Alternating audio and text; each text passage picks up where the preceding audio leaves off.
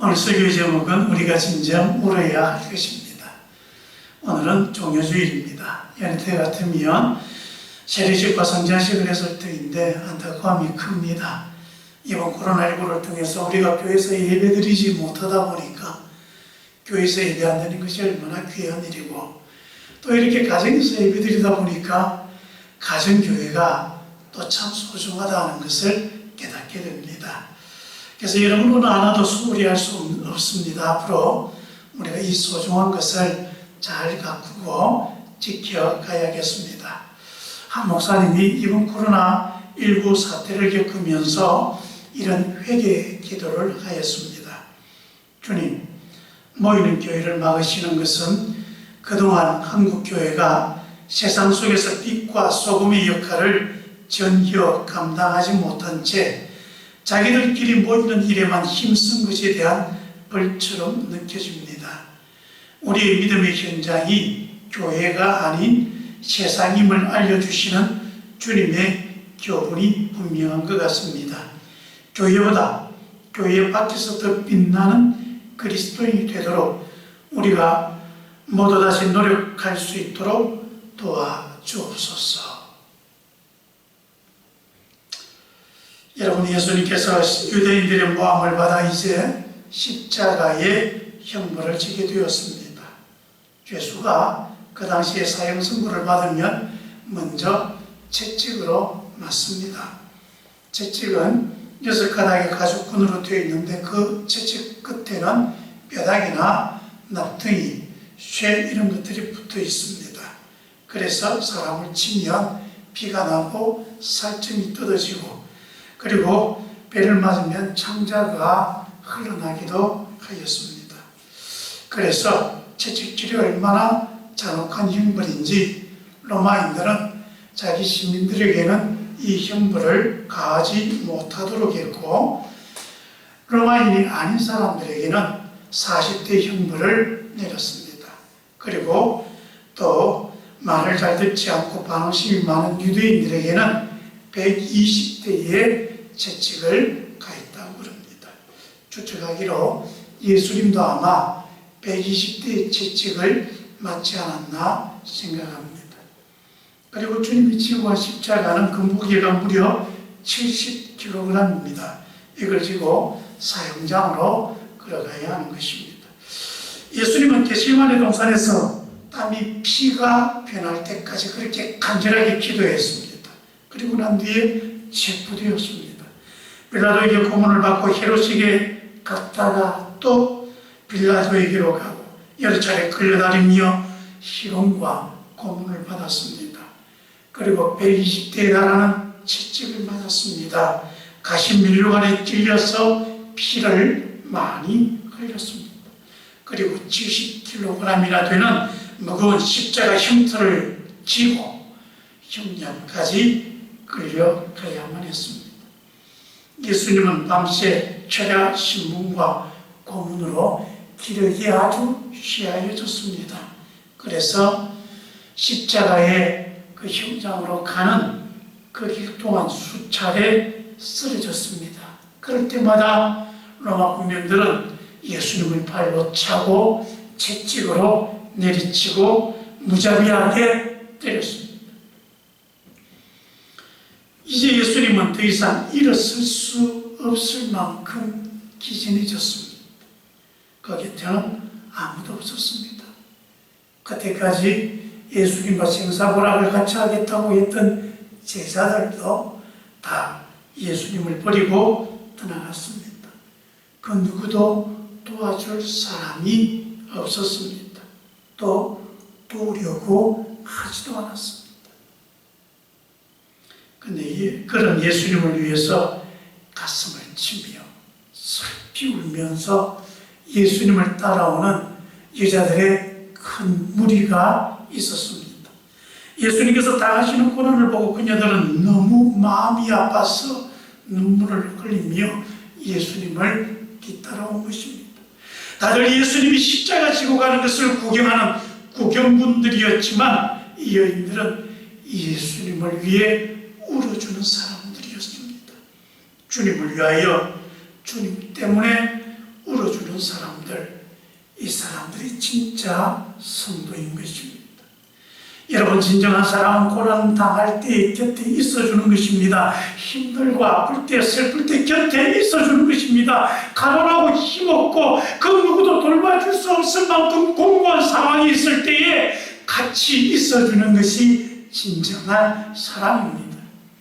그래서 여러분, 힘들고 아프고 슬플 때 다 내 곁을 떠나가도 내 곁을 지켜주는 사람이 부부입니다. 그런 사람이 부모이고 가족이고 그런 사람이 진정한 친구인 것입니다. 이 여자들, 지금 제자들마저 예수님을 버리고 도망칠 때 그들은 주님 곁에 있었습니다. 다들 구경하고 있을 때 그들은 가슴을 치면서 울었습니다. 여러분, 우리도 이런 사람이 되어야 합니다. 누군가 힘들고 아프고 슬플 때에 곁에 있어주는 그런 친구가 되어지시기를 바랍니다. 또한 주님의 사람들이 힘들고 아프고 그렇게 슬퍼하고 있을 때에 곁에 있어주는 사람이 되기를 간절히 바랍니다. 아마 예수님은 이런 여인들 때문에 참 많이 마음으로 감동했을 것입니다. 그래도 나를 위해 울어주는 사람들이 있구나. 그런데 예수님은 이런 여인들을 돌이켜보시면서 이런 말씀하십니다. 예루살렘 딸들아, 나를 위하여 울지 말고 너희와 너희 자녀를 위해서 울어야 한다. 그리고 난 뒤에 이런 예언을 함께 하십니다. 보라, 날이 이르면 사람이 말하기를 숫지 못하는 이와 해산하지 못하는 배와 먹이지 못한 것이 복이 있다 하리라. 그때 사람들이 산들을 대하여 우리 위에 무너지라 하며 작은 산들에 대하여 우리를 덮으라 하리라. 푸른 나무에도 이와 같이 하거든 마른 나무에는 어떻게 하리요. 우리는 흔히 십자가를 지고 가는 예수님을 보면서 불쌍한 예수님 그러면서 눈물을 훔치고 그러면서 난 은혜 받았다 그리 말합니다. 그런데 여러분, 이런 울음은 우리에게 결코 유익한 울음이 아닙니다. 또한 은혜 받은 눈물도 아닙니다. 예수님은 우리가 진짜 슬퍼하며 울어야 할 울음이 있다고 지금 자신을 위해 울어주고 있는 여인들을 향해 말씀하고 있는 것입니다. 예수님이 십자가에 죽어 부활하신 지 약 35년 후인 겨우 70년경에 로마군이 예루살렘 성을 침공했습니다. 당시 로마의 장군은 티투스였습니다. 이스라엘 백성들은 예루살렘 성에 모여서 결사항전을 벌입니다. 전쟁은 장기전으로 접어들었고 성 밖으로 도피하지 못한 사람들 엄청난 고통을 겪었습니다. 침략자 로마군은 여자들은 강간하고 남자들은 무참하게 사료가였습니다. 그리고 많은 사람들을 포로로 잡아가서 노예로 삼았습니다. 부모 보는 앞에서 어린 자식들을 돌과 땅에 밀어쳐서 죽였습니다. 전쟁이 계속되자 성 안에는 양식이 끊어집니다. 수많은 아이들이 굶어 죽어갔습니다.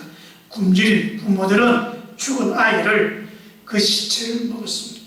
심지어 자기 아이를 잡아 먹기도 했습니다.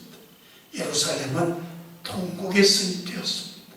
여러분, 지금 십자가로 고통하는 예수님을 보면서 낄낄대고 있는 이 사람들이 곧 예수님의 이 고통과는 비교도 할 수 없는 비참한 현실이 닥칠 것이라는 사실을 그들은 알지 못했습니다. 예수님은 이 끔찍한 참상을 미리 내다보신 것입니다. 그래서 차라리 잉태하지 못한 여인, 해산하지 못한 배와 먹이지 못한 젖이 복이 있다 그리 말씀하신 것입니다. 이 말은 차라리 태어나지 않은 것이 더 좋았겠다 그런 말입니다. 태어나지 않는 게 좋겠다 할 정도로 비참한 현실이 지금 예수님을 바라보고 있는 저 구경꾼들 앞에 닥쳐와 있는 것입니다. 예수님은 자신을 위해 울고 있는 이 여인들을 보며 나는 하나님의 사명을 이루기 위해 이 고통을 지금 감당하고 있지만 너희는 곧 지옥보다 못한 정말 비참한 현실을 겪어야 할 것이다. 주님은 그것을 보며 그것이 도리어 더 안타까워서 여인들을 향하여 너희 자녀들을 위해 울어야 한다. 그렇게 말씀하고 있는 것입니다. 지금 내 모습이 불쌍해 보이냐? 실제 더 불쌍한 것은 내가 아니라 지금 나를 위해서 울고 있는 당신들, 지옥을 살아가고 있는 당신들입니다. 십자가를 지고 가는 예수님이 불쌍한 것이 아니라 죄로 인하여 이 지옥 같은 세상에서 말할 수 없는 비참한 현실을 겪으며 살아가고 있는 우리가 정말 불쌍한 사람이라는 사실을 알아야 합니다. 지금 우리가 살아가고 있는 이 죄의 세상을 보면서 왜 우리가 사는 세상은 이렇게 불안하고 이렇게 위험하고 이렇게 잔인하고 이렇게 참혹해야 하는가? 왜 우리는 이렇게 지옥 같은 세상을 살아가야 하는가? 여러분, 지금 안전하다고 미래도 안전한 것이 아닙니다. 지금 괜찮다고 앞으로 우리의 미래도 괜찮은 것이 아닙니다. 여러분, 우리는 하나님께 질문해야 합니다. 하나님, 왜 우리에게는 천국이 없습니까? 왜 우리의 삶에는 천국이 주는 그 기쁨과 평안이 없습니까? 우리는 어떻게 해야 천국을 살아갈 수 있는 것입니까? 우리 그것을 주님께 물으며 통곡하며 기도하고 울어야 하는 것입니다. 그리고 우리는 앞으로 닥쳐올 심판 때문에 울어야 합니다.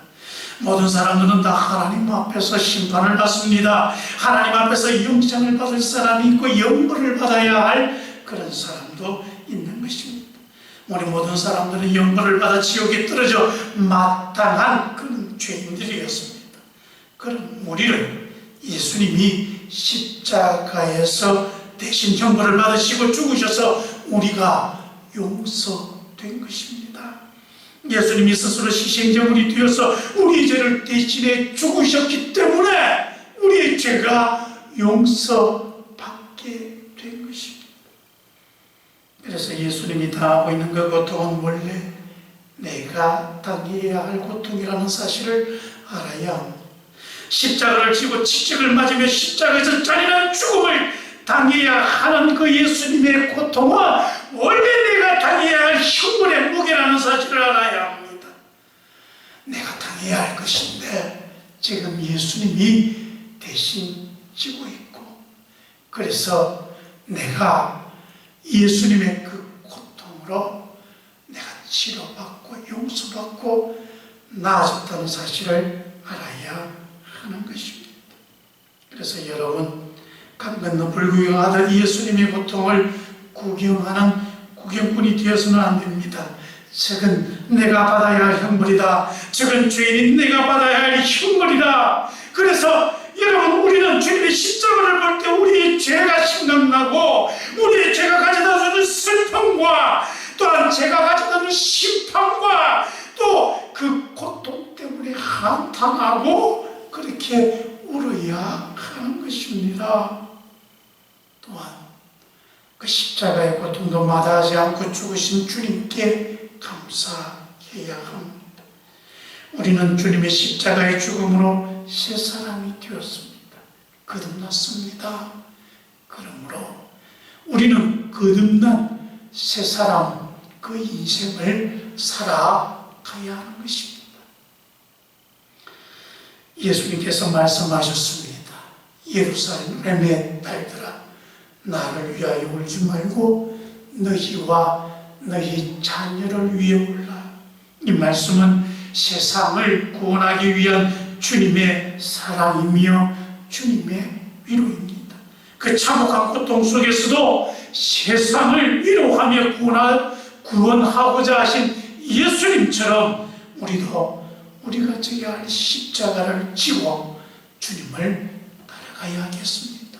그것이 바로 예수님이 우리를 제자로 삼으신 이유이고, 예수님의 제자들이 지금 이 시대에 행해야 할 우리의 본분인 것입니다. 기도하겠습니다. 은혜가 많으신 아버지, 주님의 십자가, 그것은 내가 져야 할 나의 형벌이며 내가 겪어야 할 고통입니다. 주님께서 대신 지시고 주님께서 대신 죽으셔서 내 모든 죄가 용서된 것을 감사합니다. 이제 우리도 주님이 우리를 위하여 살으신 것처럼 우리도 주님 위하여 살고, 주님이 우리 위해 죽으신 것처럼 우리도 주님 위에 우리 인생을 드리며 죽을 수 있는 믿음의 사람들이 되게 해 주옵소서. 주님을 따라 십자가에 가는 우리를 통하여 죄로 인하여 고통당하는 이 세상을 구원하여 주옵소서. 예수님 이름으로 기도합니다.